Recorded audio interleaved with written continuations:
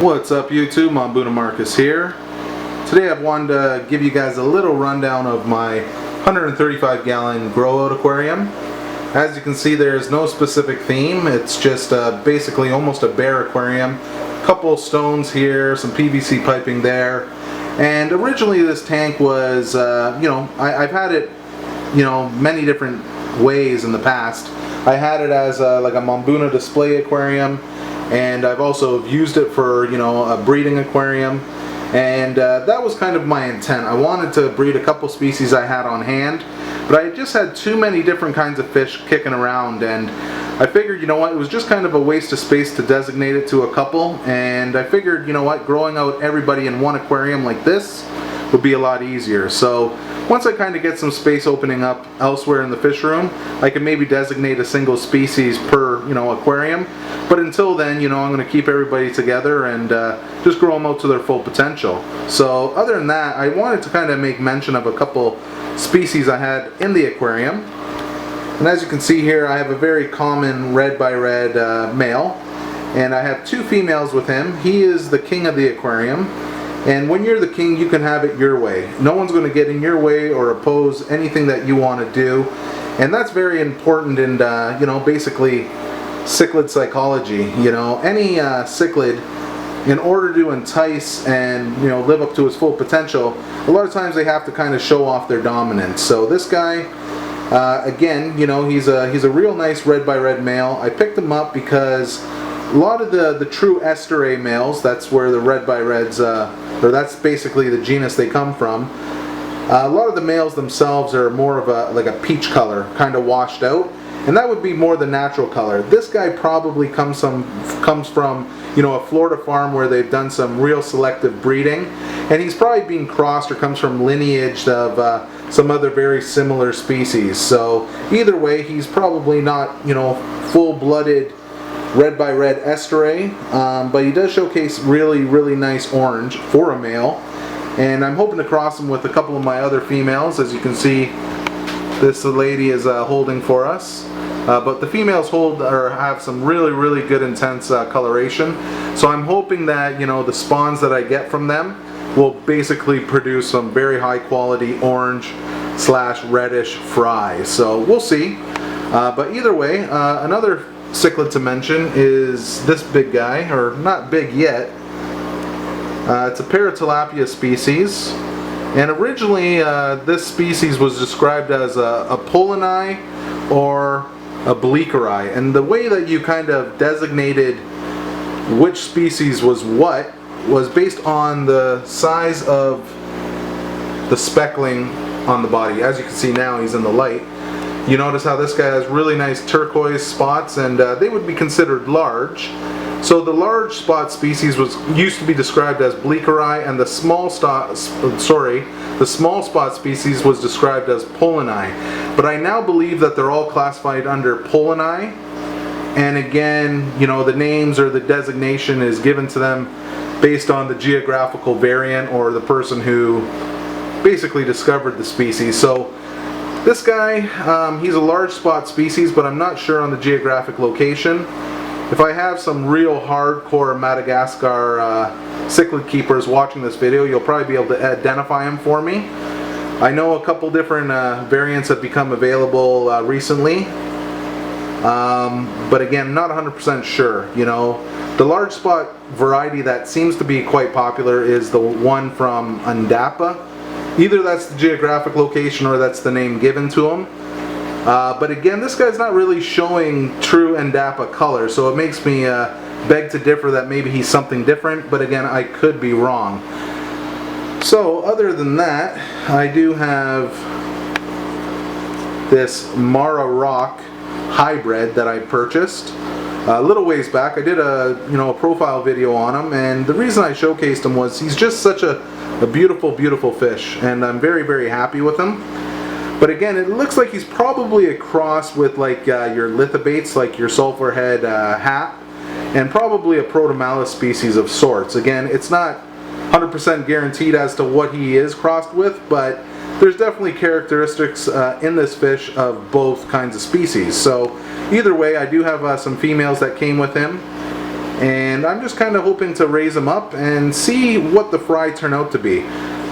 These days, a lot of these haps / peacocks with the real nice blazes are very desirable. Hopefully he'll turn around for you.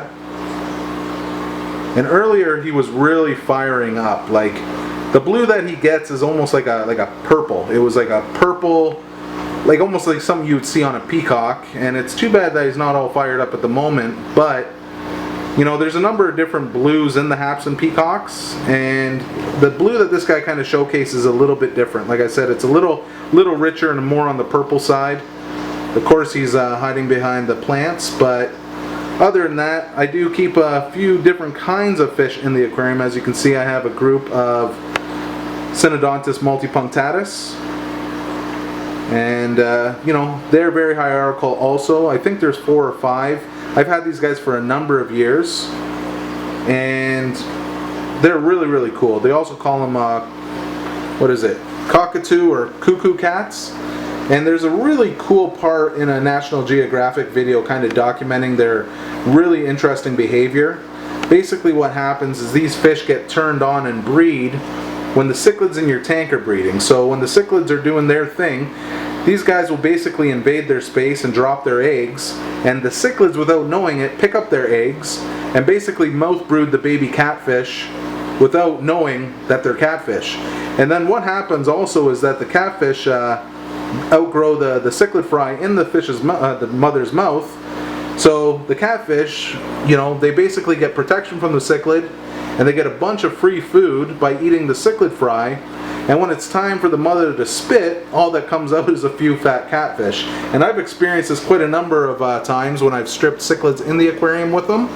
And I have to say, it's really bizarre when you kind of experience it firsthand. And you know, it really makes them unique, but makes them real cool. And they're a catfish from Lake Tanganyika. I have a couple other species of synodontis in the aquarium, but everybody seems to be hiding. Maybe I'll throw a little bit of food in the tank, just to kind of get some behavior out of them.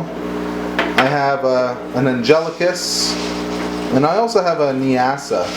And a nyasse is also a spotted catfish, but that comes from Lake Malawi. So as you can see, just by dropping the food in the tank, everybody goes ballistic. This is my angelicus. Really cool synodontis. They can get quite huge. I actually seen one once that was around, I'd say 12 inches. This guy's about 8 inches in length. And real cool. This tank itself is very competitive when it comes to eating. So the catfish really got to get into scavenging mode immediately in order to get the food that drops down to the bottom. So either way, I was hoping to showcase a couple of the loaches in the tank. Maybe they'll pop out for us. There's the nyasse. As you can see, it's kind of he just took off. It's a different spotted type of synodontis. Maybe he'll come out right there. Again, briefly. Again, that's from Lake Malawi, and the multipuncatus are from Tanganyika. The angelicus, I believe, it's Congo River. I could be wrong. I don't think they're found in the lake. There's the red by red female, full mouth of babies. I'm hoping that I'll probably get about maybe 50 or 60 from this brood. And here I'm also keeping a couple tiger botias. And I was keeping the Bordomori loach in this aquarium also. That's very similar to the tiger botia. But I ended up selling them, and I'll probably end up moving these tiger botias also. These guys are notorious, you know, for being quite aggressive. Even though this guy hasn't showcased any aggression with any of the fish, just sometimes their behavior can kind of put fish off. And I think, again, you know, with having too many different species of fish in the aquarium, the amount of breeding that goes on is quite limited. Another fish I kind of wanted to mention, and I've almost forgot to, was my one OB peacock that I'm growing out. And the OB peacocks have become, you know, basically fan favorites.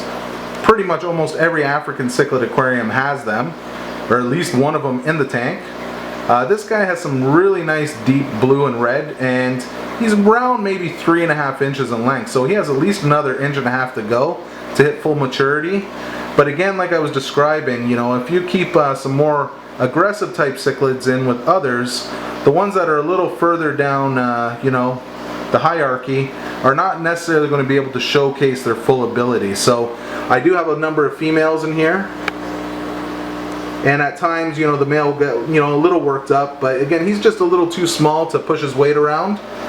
And I'm really hoping that I can move some fish around and maybe designate one of my 55-gallon aquariums to him and the females. And I'm sure once I can kind of put him first in line, he'll have no problem breeding with the females. So other than that, that's a breakdown of my 135.